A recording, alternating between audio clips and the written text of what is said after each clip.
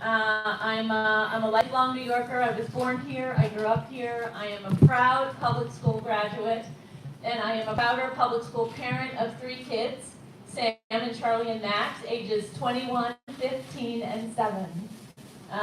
New York is the state where I started working when I was 12 in order to pay for college because my family warned me that they were not going to be able to afford it. It's the state where I've had my 40-long-year career and where I'm raising my kids and where I met and married the love of my life, my wife Christine.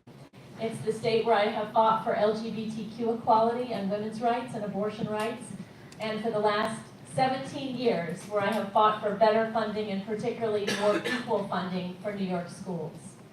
I am standing in front of you today because of my first hero, who is also my forever hero, my mother.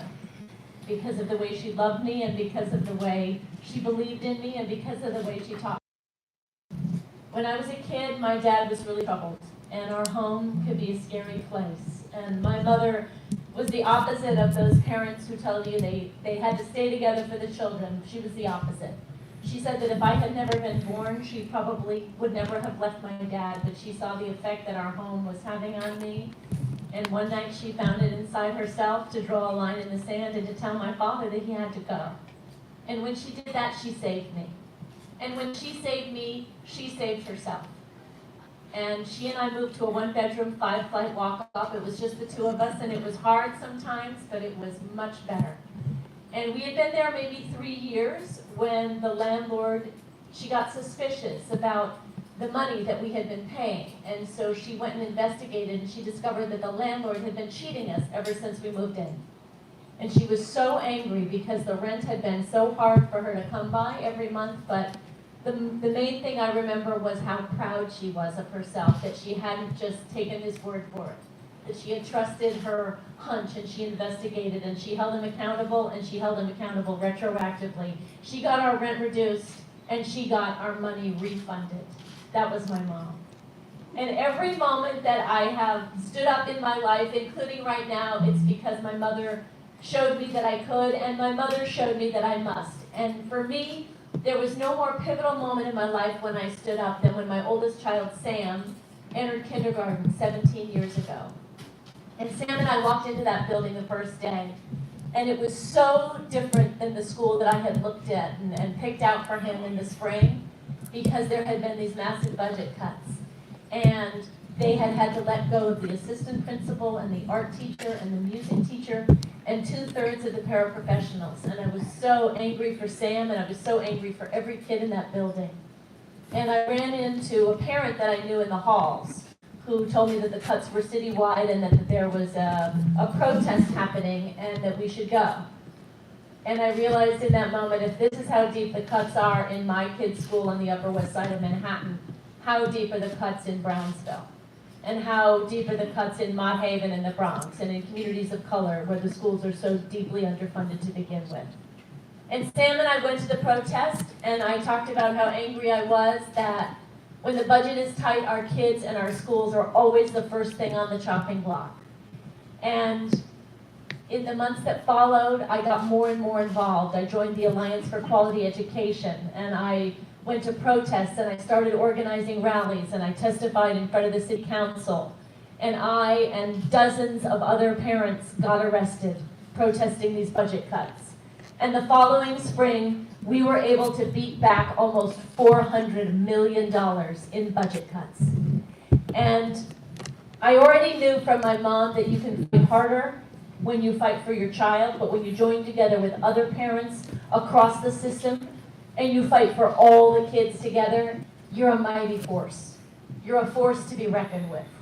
And that's what I've been doing for the last 17 years, because New York schools, if you can believe it, are the second most unequally funded in the entire country. We've got a $10,000 spending gap per pupil between our 100 richest and our 100 poorest school districts. So in a school of 500 kids, that's a $5 million gap. And in a school of 1,000 kids, that's a $10 million gap. New York State itself is the single most unequal state in the entire country. And it's not just because we have Wall Street and so many wealthy people here, it is also because we have such deep poverty. We have got more than half of the kids in our upstate cities living below the poverty line. Syracuse, for example, has the single most concentrated Black and Latino poverty of any single city in the entire United States. And the thing about this kind of crushing inequality is it doesn't just happen on its own. It comes from a choice. It comes from a choice to slash taxes on the super rich and the super connected and to slash services and opportunities on everybody else. And it's the kind of a choice that we're used to seeing made by Republicans like Donald Trump. But for the last 8 years, it is the kind of choice that we have seen made over and over and over again by our governor, Andrew Cuomo. Now, I voted for Andrew Cuomo 8 years ago because I remembered his dad and because I believed that he was a Democrat the way he said he was. But since taking office, he has been Republican and he has handed over massive amounts of power to the Republican Party. Who of you has heard of the IDC and knows what that is? Okay, so for those of you who don't, the IDC is a group of Democratic state senators that the governor and the Republican leader behind closed doors has incentivized to go over and vote and caucus with the Republicans, giving the Republicans the majority, the control of the state Senate, despite the fact that they don't have a majority. This would be as if President Obama had said to a bunch of Democratic senators, hey, will you go over and vote with the Republicans so we can make sure that Mitch McConnell runs the Senate? He hasn't only, though, governed politically like a Republican, he's also governed fiscally like a Republican. There is a reason that the Koch brothers gave him $87,000 when he ran in 2010. I'm them proud. Since taking office, he has eliminated the bank tax. He has slashed taxes on corporations. He has slashed taxes on everybody earning more than $300,000 a year. He has governed in a time of relative prosperity here, but his 2% austerity budgets have been balanced on the backs of our kids and our elderly and our economically disadvantaged, our most vulnerable New Yorkers. He has decimated our infrastructure, and he has starved our cities and our towns and our rural areas of the most basic services. I'm running for governor because I believe that we can have a New York that works for all of us. I'm running because I'm tired of the corruption and the dysfunction in Albany, and I'm running because I am tired of fake corporate Democrats who aren't going to lift a finger to enact change unless their donors say it's okay. Andrew Cuomo has raised $36 million for this campaign. And do you know where that money came from? It came from corporations through the LLC loophole. It came from wealthy individuals looking for a tax cut. It came from businesses eager for lucrative state contracts. It came from people he himself has appointed to office. $4.5 million of his campaign contributions has come from people he himself has appointed to office. Our campaign is not accepting a dime in corporate contributions.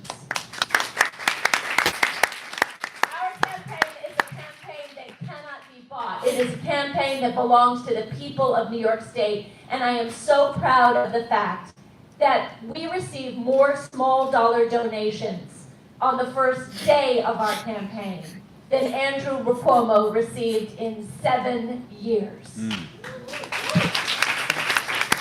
Of his $36 million, 0.1% of his contributions have come in small dollar donations, which means if you're an everyday New Yorker, the chances that Andrew Cuomo is actually going to care about your needs are exactly that, That ain't right. 0.1%. We are a 2-to-1 Democratic state.